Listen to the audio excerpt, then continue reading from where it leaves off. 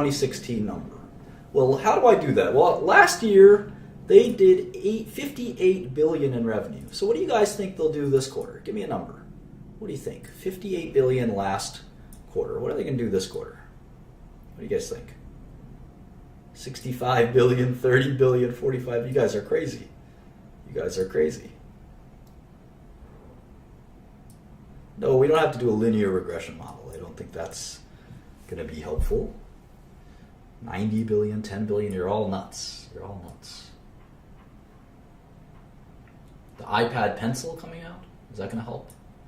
Well, it certainly may be a little bit related to product launches, but a basic forecast we can do is we can take last year's number and we can multiply it by a growth number. So if we were going to say that it was going to grow by 5%, we multiply by 1.05, and we get 61 billion. And Apple has not shrunk in a long time, is my understanding. Let's take a look at that.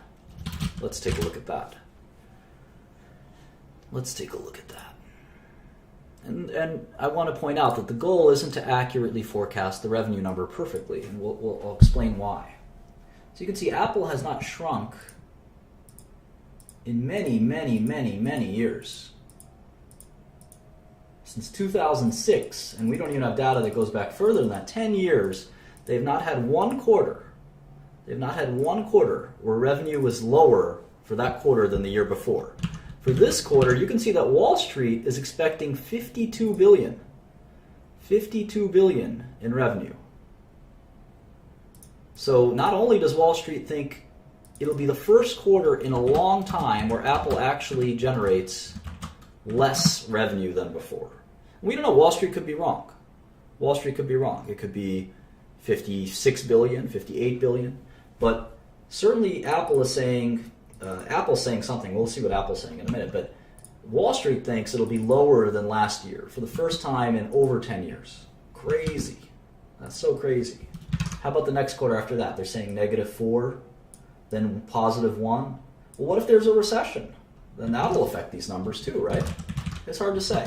Let's assume something in the middle. Let's assume it's not as bad as Wall Street thinks, but I also think Wall Street's estimate of a quick recovery is probably too ambitious as well. So, but I don't really know. I'm not a close Apple watcher. I will be after this, as will you. But let's assume that. Okay, let's assume that revenue. Now, how about gross margin? They've been pretty steady at 40%. So unless their costs are changing for their products, I'm going to keep it at 40%. And COGS are just the subtraction of those two. How about R&D and SG&A? Well, for Apple, these numbers don't matter that much. They're so small relative to the rest of the business. So I'm just going to take last year's number. Whatever they did last year, I assume they'll do that this year. The rest are all just formulas. Interest expense, interest income. Well, they keep making more and more money on their interest because they keep hoarding all their cash. How about taxes? Well, let's see. Their tax rate has been pretty consistent at 26%. So I'll just do 25%. And now you've got a full forecast for the rest of the year. Now, it's not the most advanced forecast, I admit, but it's a forecast. It means something. And now we can put down an annual forecast. And you'll see the magic start to happen here. Well, first, we can take the sum of, let's do 2016 real quick.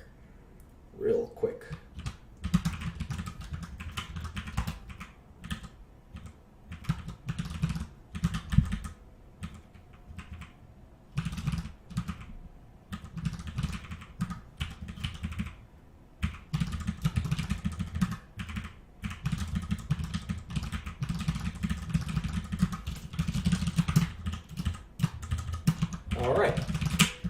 So we have them declining by 2% in 2016. Now the question is, what is the long-term growth rate of Apple going to be?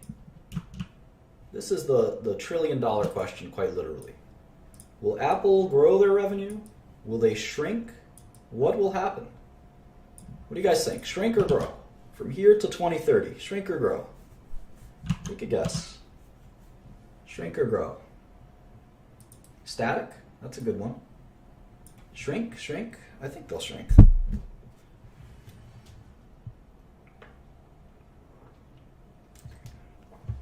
Will the 2030 revenue number be above or below? Everyone's saying shrink. I think that's what Wall Street thinks. I mean, they have grown a lot. It's hard for them to keep growing. In my understanding of tech, they have reached the top, and most of these companies that reach the top tend to shrink again. Now, having said that, there have been companies like Microsoft and IBM that have sort of had these ups and downs. It's hard to tell. Some people think they might grow. Who knows? Certainly without Steve Jobs, it seems like they might need a miracle, a new product, and it can't cannibalize, right, the iPhone. So iPhone is most of their sales. So we'll see. Let's assume, for argument's sake, that it shrinks by just 1% a year. That's barely shrinking, right? That's barely shrinking. How about margins? We have to guess on their margins. Will they be able to make more money per phone or less money per phone? Well, costs tend to go down over time, but the features tend to go up as well. And if they do get into other businesses like cars and other things like that, who knows? I don't know that margins will go up that much. Remember, other costs go up too, like employment costs. Yep, you're right. It does depend on who's the president. I don't know, let's assume that margins are the same. Let's assume that they're the same. I think that's fair.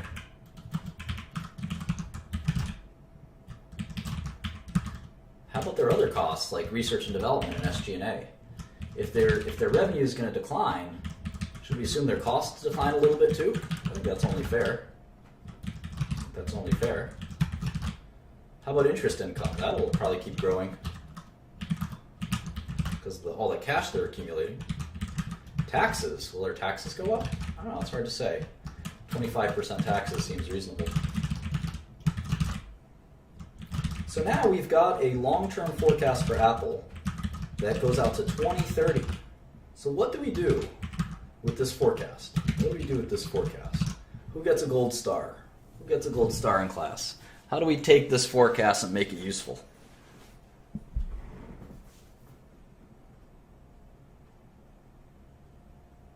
Ah, we got a winner.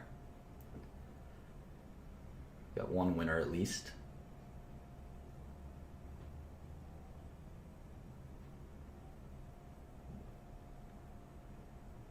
Akil, of course. Got a few people who have the answer here. We have to discount back the cash flows. Exactly. We calculated all the cash flows. These are the cash flows. Cash flow and net income are more or less the same thing. More or less the same thing, especially in a business like this. So we're going to discount the cash flow. But before we do that, we actually have to do, well, let's try this out. Let's try it out. What discount rate do we use? We know that Apple borrows money for 3%. But equity is junior. Equity is junior to debt. So they're paying 3% for the debt. It has to be more than 3% because the debt is less risky always than the equity by definition. So it's got to be a little more than 3%. How about 4? 4%? 5%? 5% sound good? Most equities right now have a discount rate of about 7%. Yeah, it is intro to finance. That's what we're doing. Yep, Finance 101, correct. So I think a little better because we're jumping into investing. All right, so 5%. Let's do 5%. And so if we take this NPV, what do we get? We get $500 billion. That's the value of these cash flows. But remember, the company has net cash. How much net cash does the company have? Well, we have that on the first page. They actually have a bunch of stockpiled cash, and you get that too. That's $160 billion. So the total value is $666 billion. And per share, how many shares do they have? 5 billion. So per share is $120. And the current price is $97. So our calculator is telling us that the shares are worth $120 and the current shares are worth $97. But there's a huge error in this model. What is that error? What is that error? For someone who's the expert, what is the error?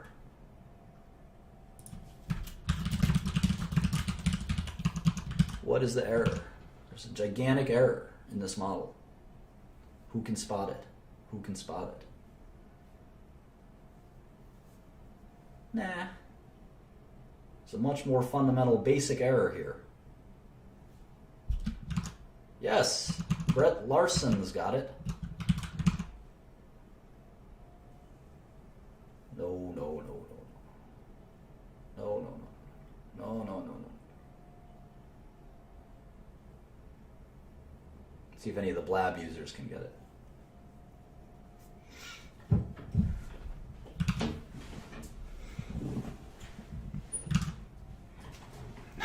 I like turtles. Yes, the terminal value.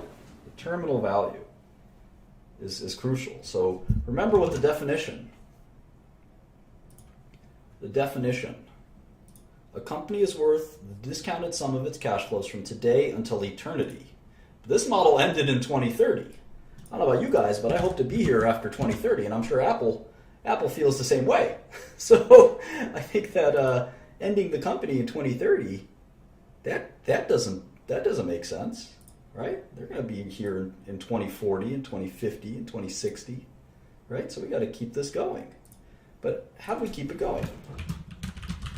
The maturity value, let's say they'll shrink by 2% a year.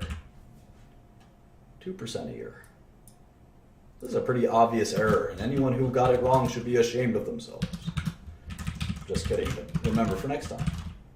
And you'd be surprised how many advanced financial experts make simple mistakes like this. And they say, in fact, in pharmaceuticals, that's one of the ways that I made a lot of good investments, was to say, well, people don't understand that for instance, patents run out. So in some drug companies, you've got until 2025 or 2030, and then it's over. All your cash flow goes away. In some businesses like Apple, it might last forever. We can't really predict what that forever looks like. So it's a good idea in general to make the maturity value decline every year after maturity. It's pretty unpredictable. It's a good idea to do that. It's a good idea to do that. It doesn't really matter how many years you go out. You go out 100 years. After enough discounting, it's not worth much anyway. So what we do is you take that NPV, we're going to extend it out. You can do this with a mouse or you can do it with the keyboard. I'll just do it for the mouse, just so for pizzazz. And you can see that the value of Apple is actually, according to us, about double. According to our model, it's about double. It's about double where the current stock is 97. And our model is telling us that the stock will be worth $176. $176. So we say terminal value, not term value usually. So why? So why is Apple trading at $97 if our calculation took about an hour? Our calculation is telling us that it's worth double that. Why? Why would it trade for half of that? What do you guys think? Yeah, there's a few reasons. So one is that no, it's not enough buyers.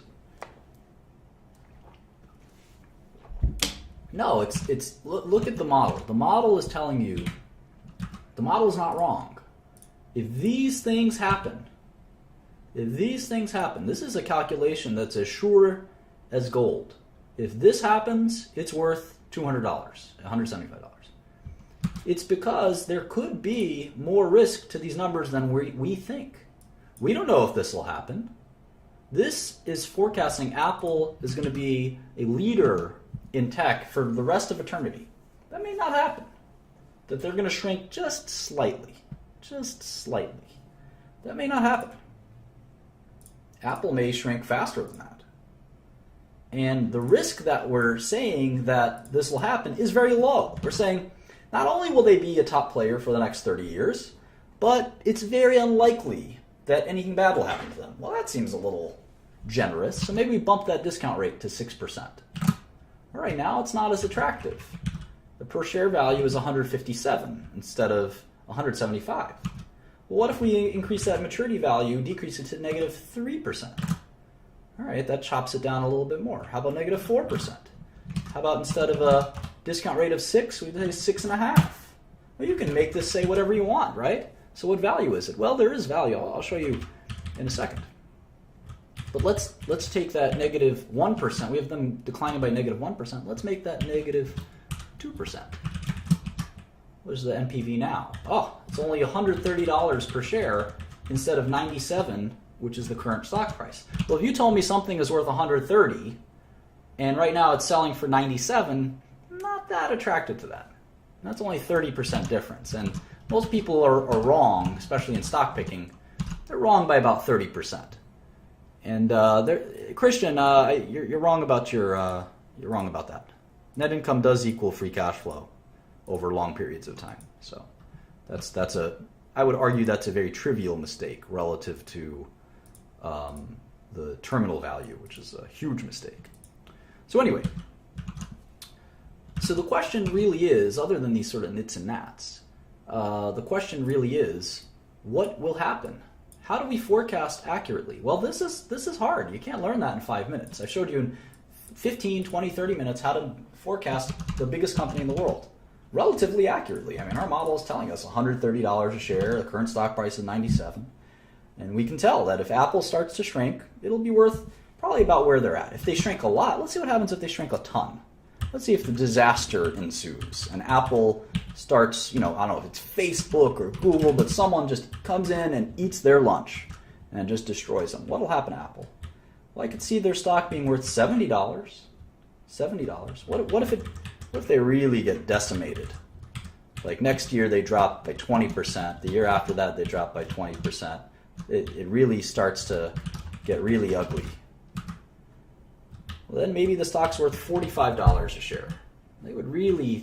Things would really have to go bad for them. People would just not want to use iPhones anymore. Even if they start to lose money here at some point, we'll gotta correct that a little bit. They would put an end to some of their spending if they start to lose money, needless to say. So $60 looks like maybe the worst case scenario for Apple. $60 per share. That's if their business just gets chopped in half very quickly. And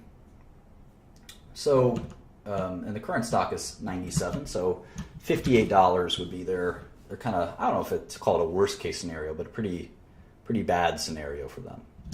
But easy come, easy go, right? Who knows?